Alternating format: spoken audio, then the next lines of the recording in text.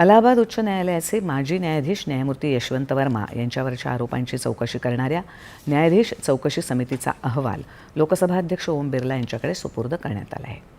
1968च्या न्यायाधीश चौकशी कायद्याच्या तरतुदींना अधीन राहून लोकसभा अध्यक्षांना हा अहवाल देण्यात आला आहे. ही समिती गेल्या वर्षी 12 ऑगस्टला लोकसभा अध्यक्षांनी स्थापित केली होती. सर्वोच्च न्यायालयाचे न्यायाधीश अरविंद कुमार यांच्या नेतृत्वातल्या या समितीत मुंबई उच्च न्यायालयाचे मुख्य न्यायाधीश न्यायमूर्ती चंद्रशेखर आणि कर्नाटक उच्च न्यायालयाचे वरिष्ठ अधिवक्ते B.V. आचार्य यांचा समावेश होता. दरम्यान या समितीचा अहवाल सुपूर्द होण्यापूर्वीच गेल्या महिन्यात न्यायमूर्ती वर्मा यांनी राष्ट्रपतींकडे राजीनामा दिला होता. गेल्या वर्षी मार्च महिन्यात वर्मा यांच्या दिल्लीतल्या अधिकृत निवासस्थानी जळलेल्या चलनी नोटांचा मोठा संच सापडल्यावर त्यांची रवानगी पुन्हा अलाहाबाद उच्च न्यायालयात केली गेली आणि त्यांच्याविरुद्ध महाभियोगाची प्रक्रिया सुरू करण्यात आली होती.